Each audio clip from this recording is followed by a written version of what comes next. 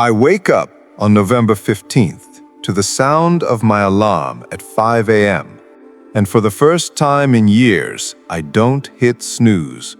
Something shifted in me last night. I'm 28 years old, and I've spent the last 5 years drifting, bouncing between jobs, relationships that never lasted, and dreams I never pursued. My apartment is a mess, my body is soft, and my mind is scattered. But yesterday, I stumbled across a worn copy of Musashi's Book of Five Rings at a used bookstore.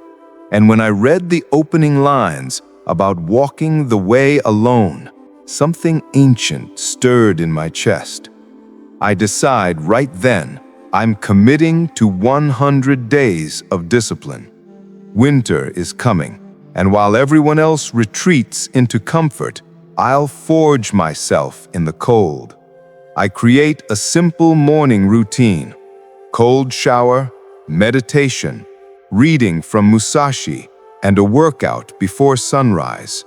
The first morning is brutal. The cold water feels like needles, and my mind screams at me to stop. But I remember Musashi's words: "Do nothing which is of no use." Every moment of comfort I've chosen has led me here, to mediocrity.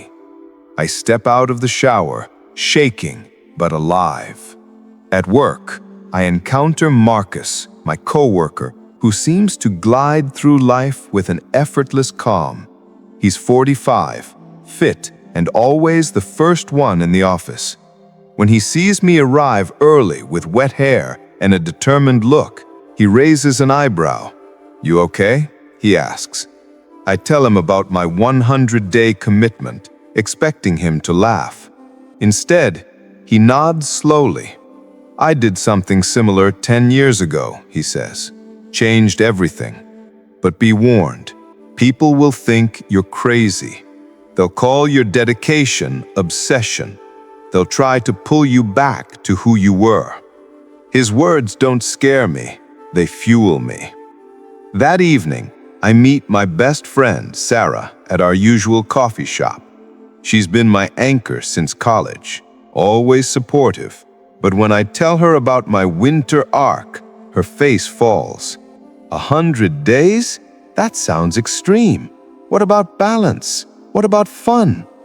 I tried to explain that I've had too much balance, too much fun that led nowhere. I need extreme to counteract years of mediocrity. She doesn't understand, and I see the first crack in our friendship. As I walk home alone, I realize Musashi was right about walking the way alone. Not everyone can come with you. I spend my first night studying the ground book, Musashi's foundation for strategy. He writes about knowing the times, understanding rhythm, and perceiving what is not obvious. I apply this to my life. I've been out of rhythm for years, moving to everyone else's beat. My timing has been off. I create a detailed schedule for the next 100 days. 5 a.m. wake up, cold exposure, training, work, study, reflection, sleep by 9 p.m. No negotiation, no exceptions. As I write it out, I feel something I haven't felt in years: purpose. The ground beneath me feels solid for the first time. Chapter 2. The Water Book, Flowing Through Resistance. Day 15 arrives, and I'm already facing my first major crisis. My body aches from daily training. My social life is evaporating, and my girlfriend Emma calls to break up with me. "You've changed," she says, her voice distant. "You're obsessed. You don't want to hang out anymore. You don't drink. You're always reading those weird samurai books. This isn't the person I fell in love with." I want to defend myself, to explain that I'm becoming better. But Musashi's words echo: "Accept everything just the way it is." I let her go without a fight. The pain is real, but so is my commitment. Marcus becomes my unexpected mentor during this time.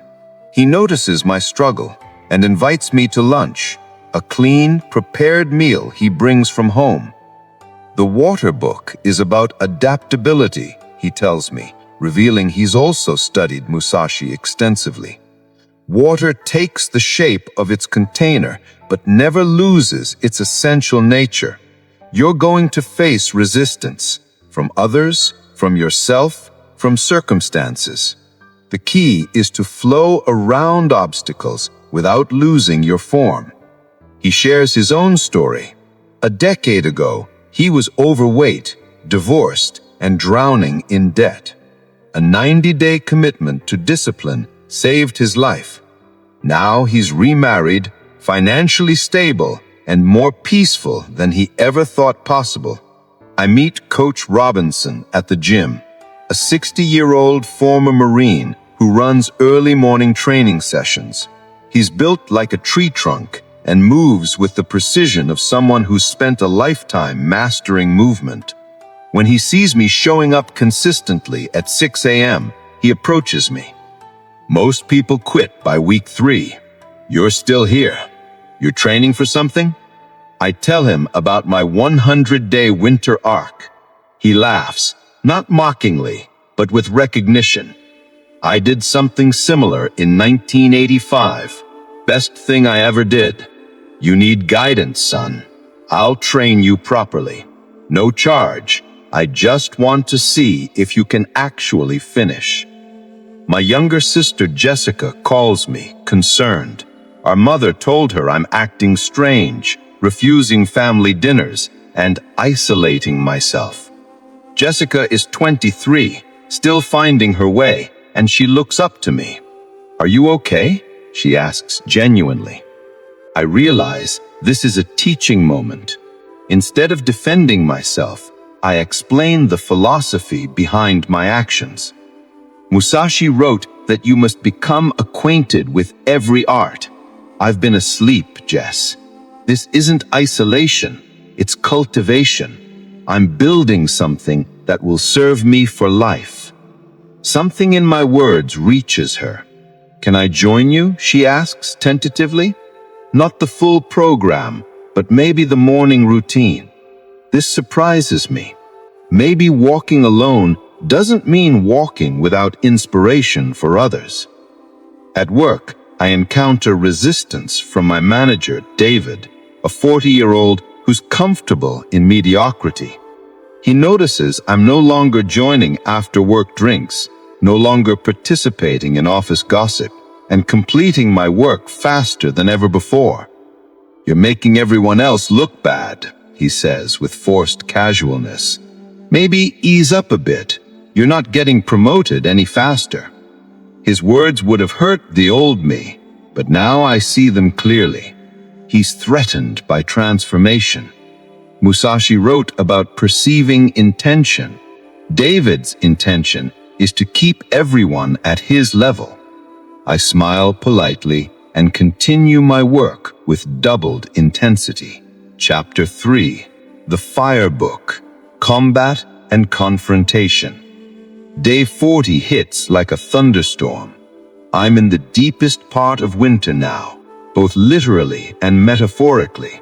The early mornings are freezing, my discipline is ironclad, but the isolation is suffocating.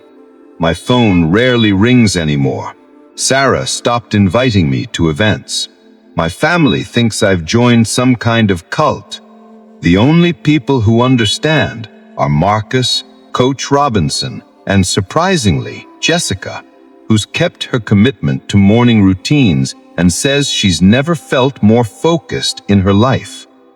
The Fire Book teaches about combat, direct confrontation with enemies and obstacles. My enemy isn't external anymore. It's the voice in my head that whispers I'm missing out on life.